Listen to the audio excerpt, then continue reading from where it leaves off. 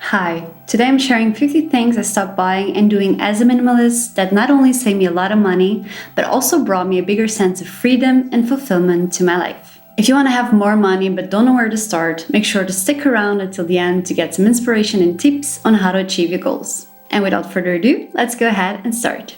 First category is about trends. Number 1, I don't buy magazines. I used to be a religious Vogue buyer and kept up to date with the latest trends. But I decided that I would rather invest in comfortable pieces that I like, not that everyone else likes, that fit my body, and that are timeless and gonna last me for years and years to come. Next, I no longer make impulse buys. I created a capsule wardrobe and I plan my clothing shopping every time I need to make a purchase. If it's not something urgent, I also tend to wait around 4 weeks to actually make sure I need it. I have a shopping list and I always stick to it. And this goes for clothes, but also for groceries. Clothes with logos. I just don't like feeling like a walking billboard. 4, more jewelry or cheap jewelry. Basically, I wear 90% of my jewelry every day. It's very minimal and neutral, and I feel like it goes with everything, so I don't have the need to buy more. 5, uncomfortable shoes. I don't wear uncomfortable shoes or heels, and I only replace them once they are ruined. Number 6, watches. I feel like I'm almost always with my phone anyway, so I don't feel a need for it. 7, new tech. I don't have the urge to buy the next computer, iPhone, smartwatch, home assistant the moment it is released. Also, I never know when something is released. I try to not expose myself to advertisements. I don't follow influencers, magazines, tech channels, or watch any cable TV really. So I keep myself pretty clueless about the next new shiny thing, and I would like to keep it that way. Only when something breaks, then I do a lot of research, look at reviews, ask around, and only after that I decide to buy on a product. When it comes to beauty, I stop buying hair straighteners or curling irons. And I barely use my hair dryer, only during winter. I don't buy shaving cream, I just use soap. 10, more makeup than the basics. I only replace what I already own, and currently I own 7 products. 11, manicure appointments. I don't really remember the last time I went. Probably over a decade. 12, nail polish. I used to do it at home, but I just gave up on the idea. My DIY mindset doesn't really allow nail polish to last very long on me, so I just rather keep them natural. I also feel that nails say a lot about our health, so I just prefer to keep them naked for a better evaluation. 13, nail polish remover. If I don't paint them, I also don't need to buy this. Fake nails. I got those gel nails once when I was a teen, and it felt so weird to me. I definitely won't do it again because I want to be able to do whatever a human can. 15, haircuts. It was my New Year's resolution to start cutting my own hair, so that's what I'm doing now. 16, hair dye. Let me break down this one. My natural hair color is a light brown, and I used to bleach it for years. But this required a very expensive hairdresser appointment every month, so I started exploring other options. I still do it once every 1 or 2 years when I feel the need to shake things up a bit, but I color myself and at home. I just rather get those colors that fade away with washes to not worry about roots. And I also feel that they are a little bit less damaging to the hair, even though some of them also have bleach. Next, I don't buy 100 different creams. I feel that I talk a lot about how beauty industry constantly makes us feel inadequate for us to buy more stuff, so I'm not going to go into detail here. I just own a few essentials like makeup remover, either body butter or argan oil, and a deep cleanser that I use once a week. Next, lip and eyebrow appointments. It's not that I don't go, but I try to reduce the frequency as much as possible. For example, this year I haven't been. I have done the maintenance myself, but maybe it's time. In the home department. 19, I don't buy storage bins. Storage bins are just coffins for your clutter. The less you own, the less money you need to spend on storage and on stuff you don't need. Non-essential furniture. I don't have a coffee table, empty furniture, or furniture that doesn't have an essential purpose. And that makes my cleaning time way shorter and more efficient. 21, knickknacks. Currently, I only have my little Vietnam Buddhas, my big Buddha, and 1 lamp and 2 shells that belong to my great-grandmother. I just avoid anything else that just makes cleaning harder. In my kitchen, I don't own a lot of Tupperware. I just can't deal with Tupperware chaos, so I only own a few glass ones. Paper napkins. I replace them with 4 cloth napkins. Specific kitchen tools. like garlic cutters, lemon squeezers, apple slicers. I don't even know what else is out there because I avoid advertisements, but you get the point, like specific tools that only serve one purpose. 25. Espresso machine, cups, plates, or spoons. In the behalf of my Portuguese and Italian people, I'm sorry. I feel like I don't deserve to be Portuguese after saying this out loud. But basically, I stopped having an espresso machine when I quit drinking coffee, and then my dad's machine broke, so I gave him mine. Eventually, I went back to coffee again, but not really back to espresso, because now I like to sit down and actually enjoy my long coffee instead of drinking a fast one just to get the caffeine boost on the go, like my country usually does. When it comes to cleaning, I also don't own 100 different cleaning products. I switched to multi-purpose products instead of having one for everything. I make most of my cleaning products at home, and I switch almost entirely to sustainable options. This makes my shopping list lighter, less stressful, and my wallet fuller. 27. Laundry softener. I just don't feel the need for it. Dryer machine. I'm lucky to live in a country that has approximately 300 days of sun per year.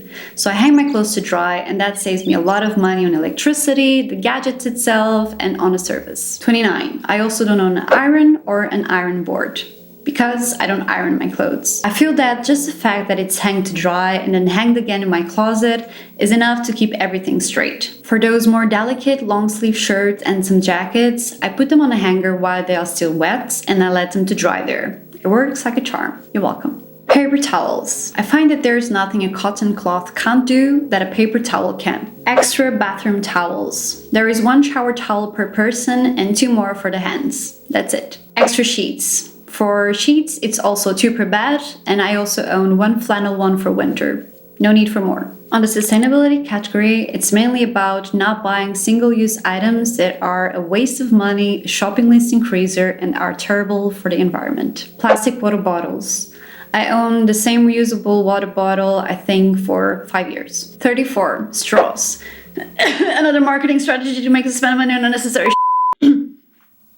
35. Tampons and sanitary pads. I switched to an organic cup years ago, and it's the best and most practical thing ever. I also have some washable cotton pads for those days that I'm either in a rush and I didn't have time to wash the cup, or if I'm just staying at home. Tampons and pads take between 500 to 800 years to decompose and are full of chemicals, which is especially harmful for the woman's body. Also, it is expensive as hell, so never again. 36. Plastic bags. Thankfully, plastic bags are now paid a little bit everywhere in Europe. I don't buy them, and I try to decline the free ones. 37. Reusable bags. Just because they are reusable doesn't mean we are doing good in buying a ton of them. When it comes to reusable bags, I have 3 big ones, 2 cotton ones for the fruits and the veggies. Miscellaneous. Now, for some random ones that I didn't know where else to put. 38. Recipe books. Nowadays, everything is online and free anyway. 39. Calendars. Google Calendar is more useful to me because it has alarms, it's lighter, and it's free. CDs and DVDs. I don't even have a place to play them anymore, and it's the kind of stuff you can get online as well. I do own vinyls though. And I love them, but last month my vinyl player broke. So now I have a very tough decision to make. If you're a music lover like I am, you know music hits differently on a record. What would you do? Get another vinyl player or declutter all your vinyls? Please help. Brand new books. Some people like the smell of new books. I like the smell of new ones. And that saves me a lot of money. I also really like to borrow or ask for borrowed books. I feel like there is a bounding moment that you wouldn't get for just buying them online or at the store. In the lifestyle category, I don't do food deliveries. It's already expensive to eat out, then on top of that, having to bring the restaurant to you, and it doesn't really feel like a good experience to me. When it arrives, it's not warm, it's not crunchy, probably it's spilled out, probably they forgot something. To me, it doesn't make sense. 30 minutes of grocery planning a week goes a long way in your savings. Games or apps. I have very little self-control when it comes to games, so I barely play them. But when I do, they are free. I guess the only app that I usually pay for is Spotify, and this year I haven't yet. 44. Classic souvenirs. Unless it's something consumable like drinks or food from that region, I don't bring it with me. Not to me, not to anyone. So definitely no postcards or magnets. 45. Sodas. I just don't like them. 46. Fruits and vegetables labeled organic. I don't want to start a riot here, but that's another big marketing scam. There, I said it. Let's move on. 47, seasonal decor. I don't own a Christmas tree, anything for Halloween, Easter, or any holiday really. 48, car. I sold my car 4 years ago and honestly, I don't miss it. If I need a car for big trips, I rent one. Otherwise, I just use the other options available. I know this is not a thing for everyone, everywhere, but it is what works for me now, and that saves me a lot of money on gas, insurances, inspections, malfunctions, fines, and so on. 49, things on sale. Okay, if I need something and it happens to be on sale, of course. But if I'm not looking for anything in particular and I see a 50, 60, 70% discount, I don't buy it. It's just another marketing strategy to make us think, I will be a fool not to get it, right? But guess what? If you don't take it, it is 100% free. I know I said 50 things, but this is not the last one yet. 50, collections. I used to be a big collector when I was younger. I collected stamps, cans, manga books, CDs, DVDs, magazines, posters, autograph set lists, music tickets, and so on. Today, I don't have any collections apart from maybe my vinyls, which you guys are gonna help me out and decide what to do with them. Now, before you go, here's a bonus one for making this far. Money was not the main driver here, but it's the one that probably saved me more money on this list. And by the way, if this video gave you some inspiration on how to save money, it would mean a lot to me if you give it a thumbs up. Last one, the most important one and the one that I'm least proud of. Also, the one that I don't see anyone else talk about on YouTube, which is I quit smoking. Yep.